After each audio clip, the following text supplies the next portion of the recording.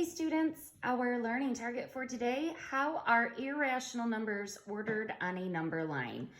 I went ahead and wrote that out for you already along with the 3 steps. So if you want to pause your video right now to go ahead and copy the information that I have here first, and then I'm going to walk you through how to do this.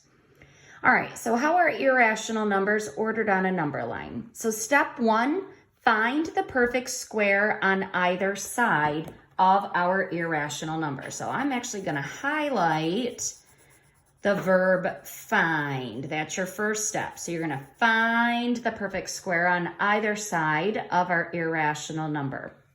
So what that looks like, let's say I wanted to estimate the approximate location of the negative square root of 12. So step 1 says we're going to find the perfect square on either side, and we learned that in the last lesson. Okay, so find your closest perfect squares. Remember, this is a negative. So on the low side, the closest perfect square is going to be 9.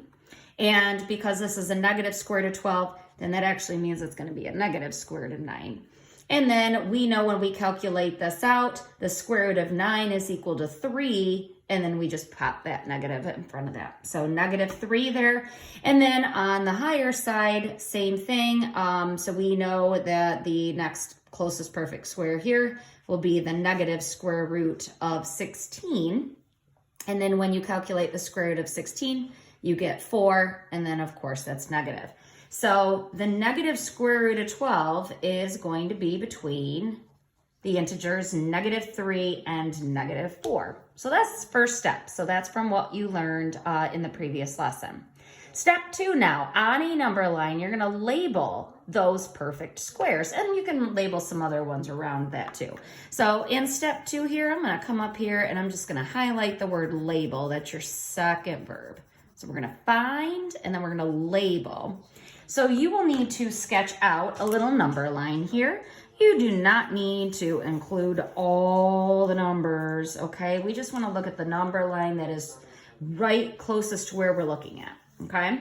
So I'm actually going to go ahead and put 0 kind of closer to the right-hand side. So you know your positive integers would be heading to the right.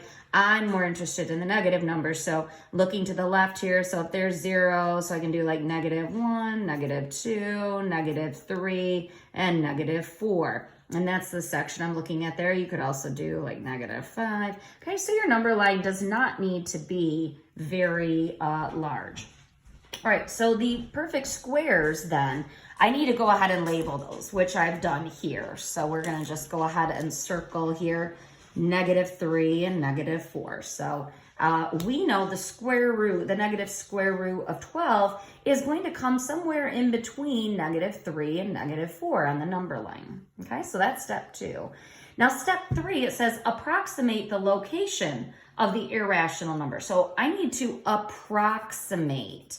So where about is the negative square root of 12 going to fall in between negative 3 and negative 4? Because that's kind of a big area on the number line. So we're going to approximate this a little bit better. So I know the negative square root of 12 is between negative 3 and negative 4.